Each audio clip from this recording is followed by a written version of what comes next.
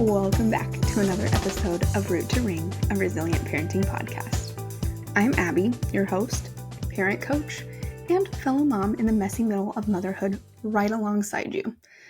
And today, as I'm recording, we are at the beginning of November 2025. But again, I want these episodes to be evergreen. I want them to be applicable no matter what season of life you're in.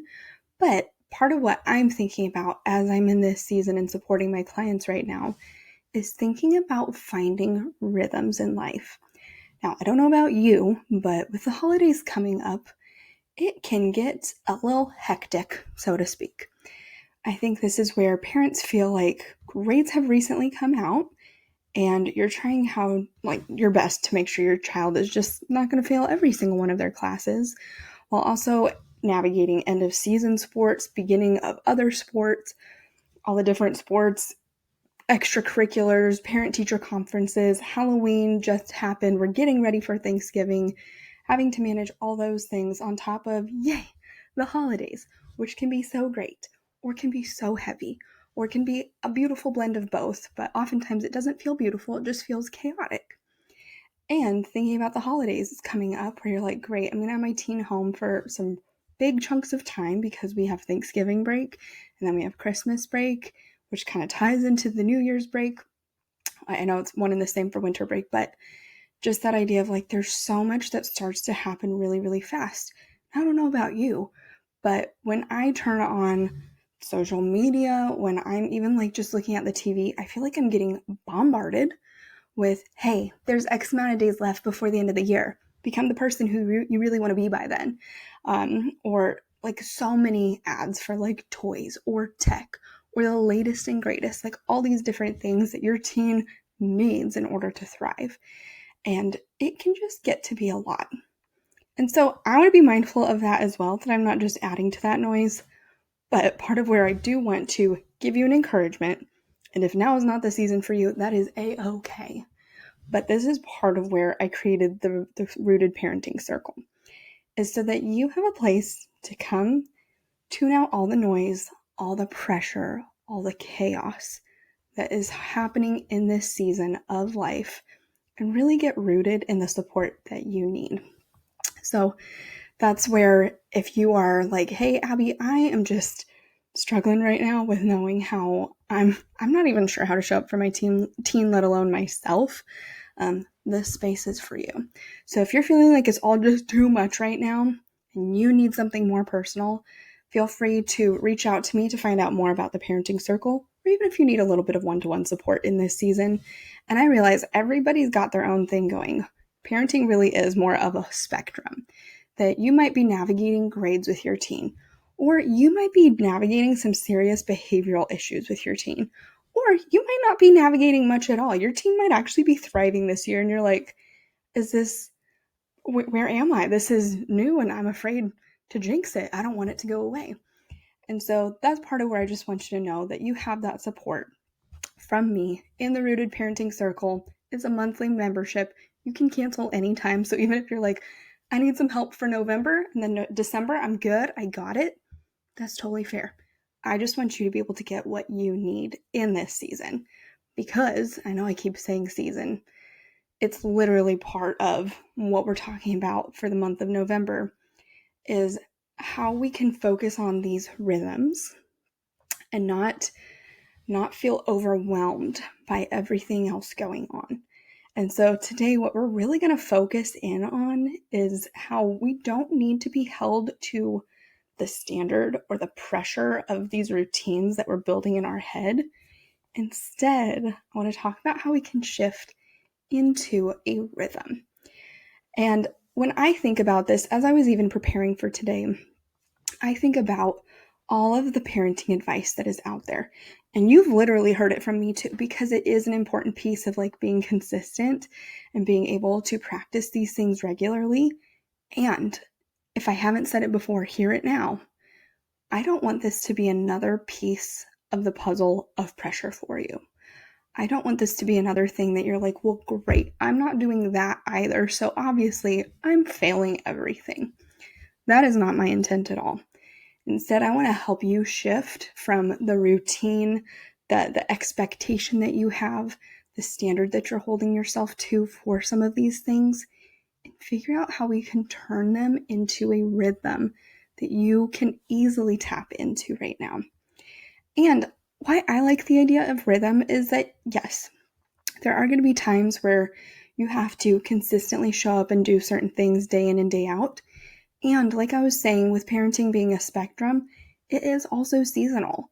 There are seasons where you're going to have to be like, man, my rhythm right now is daily showing up with my teen and having to reestablish that boundary over your phone needs to be turned off, plugged into the wall, in the basket, whatever solution you have by 10 p.m. every night. And that is the rhythm that we have to get into right now, is without it being high pressure for you, it just becomes more of a rhythm of like, okay, I'm going to keep doing my best. I'm going to keep showing up. I'm going to keep asking them to do this thing. And it doesn't mean that you are going to slack off in all these other areas. But if that's the biggest point of contention right now, if that's what you have the bandwidth for, and that's been something your teen needs the most support in, that's the rhythm. There are so many other things that you can add into the rhythm if and when you're ready, but do not hold yourself hostage to this idea that you have to be doing all of it all the time, perfectly, 100% of the time, because that's not realistic. It's not realistic for anybody.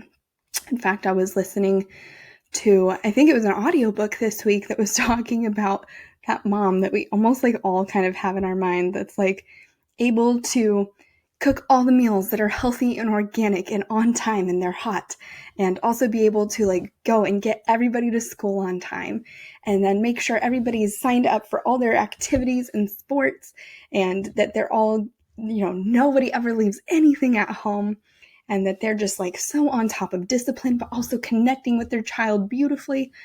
And the gist of this picture was that person's not real and does not exist. And if for some reason that is you, if you are the anomaly in all of this, we'd love to get to know you, get to hear from you about how you're able to hold yourself to such a high standard without falling apart inside. And it's really not to undermine those that like feel like they really are doing some of these things well, because we do want to celebrate that. And I also, for those that feel like I'm not doing these things well, I don't want you to look at somebody else and get stuck in a comparison loop, because that's not helpful for you. I don't need you sitting there looking at somebody else's parenting and thinking, oh my goodness, I am struggling to show up like that, and then not doing anything as a result. So again, as we're talking, I feel like today's getting a huge intro. I just want to talk about these rhythms. I want to talk about how to really get into a rhythm of parenting that works for you. And I know this is the complicated part of being a parent, but getting into a parenting rhythm that works for you and feels individualized to each of your children, the ones that need a lot of supervision and support and hand-holding, those that are independent and hardly need you at all, which I know that's the hard part to be in. But thinking about how we can help you show up with rhythms instead of perfection, instead of rigid routine. Because routines do break down. And that's not failure, it is feedback though. So as we're talking about these rhythms, get it out of your head. It's not Pinterest perfect routines. It's something that's sustainable and flexible that can help hold your family and you, even when life is not going to plan. And I didn't even mention that I know we're getting ready for colder months, which typically means everybody's sick and struggling to get to their places on time.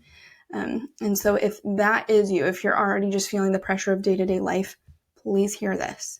I'm not here to add to that pressure. I'm here to relieve the pressure with you, to give you grace and space to show up in the day-to-day. So let's think about how we can help you find your natural rhythms. And I do want to just kind of like with our first portion talk about it's normal that routines are going to break down. And there's seasons where like routines might honestly help you really thrive. And that is great. If you need routine in this season and that's something that's not adding pressure to you, by all means, please do it. But if you're somebody that's like, yeah, no, this is not the rhythm or the season for us to be in routine because everything feels so out of whack, that's okay. Like I was saying, People are getting sick. People are traveling.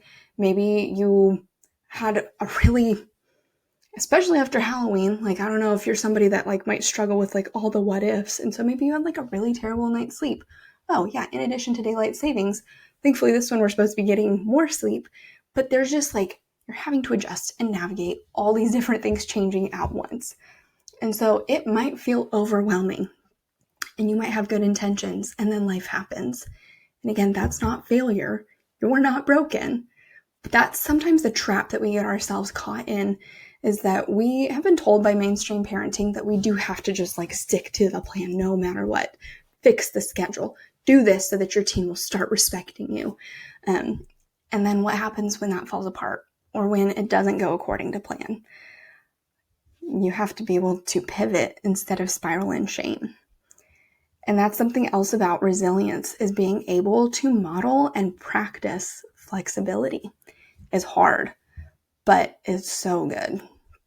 Because when we are flexible, when we exhibit for our teens, hey, I'm human, I'm showing up, I'm literally doing the best that I can today, that shows them too, hey, I'm going to keep showing up and doing my best, even when sometimes it just is to get through that day.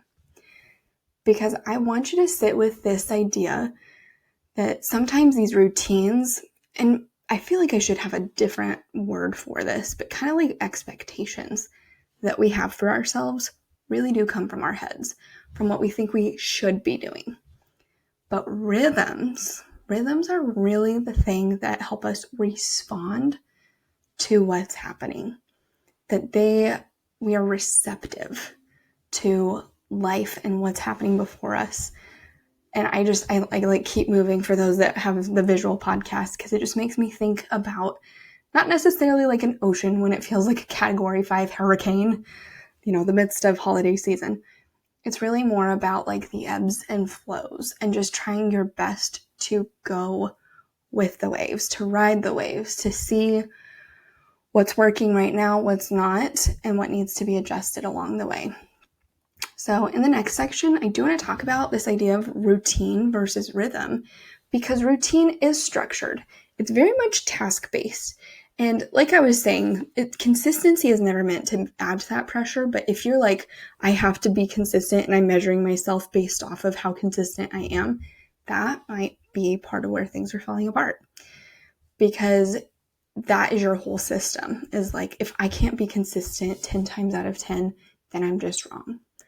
Instead, rhythm allows for that flexibility. And for those of you that might be a little perfectionist at heart, I realize this is hard. This might cause like a visceral reaction in you to think about being able to do things imperfectly, to not get it 10 out of 10 times. But that's where we want to be rooted in our rhythms, because it allows for that flexibility. It's values-based, like we talked about a few episodes ago, that if we talk about having certain values and the ways that we want to show up in our parenting, let flexibility be one of those values. That it doesn't mean you're inconsistent. It doesn't mean that you're the worst ever, or whatever you might be filling your brain with, but that it really is kind of setting your expectations for, I value flexibility and consistency, and I'm going to give myself grace when I can't show up perfectly. So it holds you when everything else feels wobbly. And here's a quote that I actually want you to take with you. A routine tells you what to do, whereas a rhythm reminds you of who you are. So routine, that's kind of the idea of being a human doing in my perspective, versus a rhythm is a human being. That, yes, I know we are designed to work, and I know we're designed to go and do things, but also I don't want you to just focus so much on the task at hand and checking the box off. I want you to be able to fit these into your daily rhythms of being a living, breathing human being who needs space, who needs time for self-care. And again, it's not always bubble baths and face masks. Sometimes it's like, do I need to take the day off to go to the doctor for myself right now? Do I need to call a friend? Do I need to make sure that I'm eating enough in this season because I've been so overwhelmed or so anxious or just struggling that I've not been fueling my body well, that there's a lot of different things, and that rhythms really are relational. They're rooted in why you do what you do, and they hold space for change, for that humanness I was talking about, for real life. So as we jump into this next section, I want to talk about building a rhythm that holds you, right? Routine, I think, holds you in a box. In fact, when I think about routine in my mind, I'm a very visual person. And I think about, I was going to say, I think I even have an example somewhere, not right now, but of like a calendar grid. And that I think of routine as being very rigid, just like those calendar grids. It's like, what'd you do today? How'd you show up? And this isn't about like, I know goals are good to set. I know those things are beneficial. And I'm talking about seasonally right now, or whatever season you might be in, whenever you find yourself needing a rhythm over routine, is that the routine is going to keep you boxed in, whereas the rhythm is going to help you flow and figure out, what do I really need in life right now? So as we're going to build these rhythms, I want you to think about it in these steps. First, choose your values, not just your tasks. And I know this is a much bigger conversation, but I think about with grades coming out recently, and I do understand there are some teens where it's like, dude, what have you been doing the whole first half of the semester? Were you even at school? And I also think about, is there something else going on below the surface? Are you struggling with friends? Are you struggling with stuff at home? Are you having a hard time as you're shifting in your hormones and trying to figure out who you are and wrestling with your own feelings of perfectionism and how you're showing up with your peers and blah, blah, blah, blah, right? All the things that go into being a teen, which is part of development and also can be so stressful. So thinking about what values do you have for them when it comes to their grades? Is it just about getting an A, or is it about the effort they put in? Is it about figuring out, hey, I've noticed you've been staying up really late and then like rushing to get your homework done before you get maybe 2 hours of sleep and then jumping back into school. What's going on? So thinking about, and I know that's just like one example, but choosing those values for you. Thinking about what actually matters in your day-to-day. Is it connection over control? Is it calm over productivity? And start there.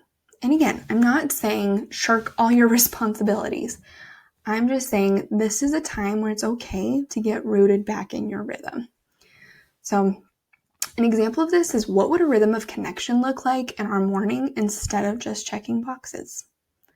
Maybe it looks like you take an extra 2 minutes to ask everybody, what are you grateful for today? And even though you might get some like eye rolls and like, what? You can even lead the charge and be like, I've been feeling really overwhelmed, and research shows that gratitude actually increases our sense of self-compassion.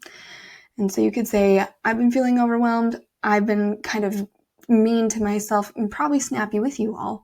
So I want to reset our rhythm and practice something I'm grateful for.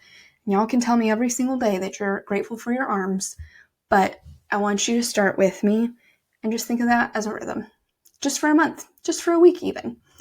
But the step 2 for this is I want you to really anchor your rhythm with check-in points. And that's part of why I want to tie this into that example I just gave, which is like, if you all have the time to sit and eat breakfast together, that might not be feasible in this season, so maybe it's dinner. Maybe it's a weekly check-in when you get to actually have family dinner. Maybe it's in the car if you still have teens that can't drive themselves.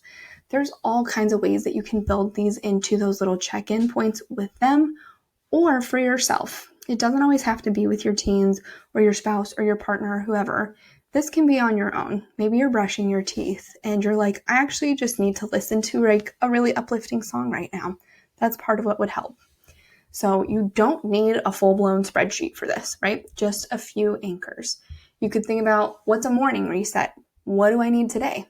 Or an after-school reconnection. Hey, how did today go? Without asking 15 questions. And I know you're like, I want to know, but also trying to be respectful of their rhythm. And even an evening unwind. Hey, what are we letting go of tonight? And it's these micro rhythms that can keep your days human, not just hectic. And the third step here is let it be seasonal. So your rhythm isn't broken if it looks different in November and December than it did in June and July. That's not failure by any means if things look different. In fact, I want them to look different. That's just wisdom, leaning into the different seasons that we're in. So think about it this way. My rhythm gets to shift with the season. I'm still rooted. And if you need to think about it this way too, in case you didn't realize, I love tree imagery. I just think it's so cool. But if you look at, I think it's oak trees. I live in Texas and we have this oak tree in our front yard that during the summer, it has these like beautiful bright green leaves. And now that we're in the Texas version of fall, all these little acorns have started to fall from the leaves, or excuse me, from the tree itself. And that doesn't mean like, well, this tree just sucks, I'm done with it, we should cut it down, it doesn't have any more pretty leaves. No. It's more about like, hey, I don't want to force this tree into doing something that it's not supposed to do in this season. Right now, we're having to dodge acorns a little bit, but that's only for like a month or so during the year. For the rest of the year, we get to go and appreciate like the shade that it provides. Or for like the 1 month of winter we have in Texas when it's bare bones. And realize, yep, right now it's taking a little bit of time to recoup, regain its energy, which is normal for everybody, by the way. And so it's just reflective that even in our trees, they have seasons. They're not doing the same thing day in and day out. You don't have to either. So those are just some different steps I want you to think about as you are focusing on building rhythms that hold you rather than routine that boxes you in. So first step, choose those values, not just tasks. Step 2, anchor your rhythm into those checkpoints. And step 3, let it be seasonal. What do you need right here, right now in your life? If you all are thriving as a family, you might need more routine. You might need more structure because that might be what capacity you have. Maybe summer you're like, yeah, no, routine's out the window. Maybe you're somebody that's like, yeah, we are holding on for dear life. This is the first season that we're having to deal with like the loss of a family member, or we're having to navigate life post-divorce, or even just, I don't know what to do now that my 14-year-old is 14 and she's been so mean to me, or what feels like for boy moms, like my 16-year-old is 16 now and he's been so mean to me, right? That it's like, even as you're navigating different ages, there's different things that are coming up. It's okay to allow yourself to follow rhythms that fit that season. And the next section here is, I just want to talk about when to reset your rhythm. Because in case you didn't know, you have the permission to do this whenever you need to. Now, I do want to be mindful that you're not just like constantly changing day in and day out of like, okay, we're going to do this. Okay, we're going to do that. Because yes, like consistency is helpful. But thinking about like those rhythms and those changes, there might be some things that you're like, hey, we've been trying this for a little bit and it's not working. Let's try to switch it up. So here's how you can know for yourself if maybe it's time to reconnect to rhythm instead of fighting your routine. If you are waking up overwhelmed more often than not, if you feel like you're reacting instead of being a leader and leading in your family, or if you and everyone else feel like they're running on fumes and you don't know how to catch a breath, especially in the holiday season with so much going on, this is typically what I see. And so this is where it's okay to shift away from rigid routine into rooted rhythms. And that's not a scheduling problem. That's just a rhythm reset invitation. So that is the majority of things that I want you to hold on to, not just today, but for the coming months as best you can. And if you need to, come back to this episode, come back to the 3 steps. I am somebody that likes to write things down, and that doesn't mean that has to be routine, right? That can be part of creating rhythm. And so even if you're somebody that needs to visualize, take a few moments and think about what's been my routine and what do I want to shift for my rhythm? Because you're not meant to hold your family together by controlling every hour. You're meant to lead them by staying rooted in what actually matters. And that's again where I was saying routines will come and go. there's going to be seasons for them. There's going to be seasons not for them. But rhythms, really the right kind, those can hold you through it all. That's what I want you to default back to. And that's why I think it's really important just to have these seasonal rhythms that you're paying attention to, so that when routine feels like it's just adding to the pressure of perfectionism, you're not feeling lost and SOL without a paddle. You feel like, okay, I actually know what to do next. I know how to reset myself so that I can reset what's going on at home. And if your day is feeling like survival mode and you're ready for a rhythm that actually works for you, not just your ideal one, again, please come join us inside the Rooted Parenting Circle. I even think about the way I've been structuring my calendar for these, where I don't necessarily want to offer calls at the exact same time on the exact same days, because I know everybody's needing something different right now. So it's not meant to just be scattered, but if you're somebody that can pop in on a morning call, great. I'm going to have those available for you. And if you're like, yeah, I'm just like go until 5:30, I'm going to have something available for you too. That's Central Time. Sorry for my Pacific Coast people. I'm hoping to make sure that I have times for you that work too. But I want to help you make sure that you have rhythms to keep you grounded, to keep you rooted in the kind of parent you are and the kind of person you are. And I know this is a parenting podcast, but ultimately one of my biggest goals is to help support you as a person. So if you're ready for a rhythm rebuild and you're needing some more personalized support, you can also apply for one-to-one coaching with me so that we can walk through some of these things together. But regardless, I just want you to know there are so many options for you to get support. I totally understand, even if it's not me, I just want to make sure you are getting connected somewhere, because it really does matter. So if this episode felt like the breath of fresh air that I hope it did, would you please hit the follow or subscribe button, or even send this to a friend who's also trying to hold it all together right now.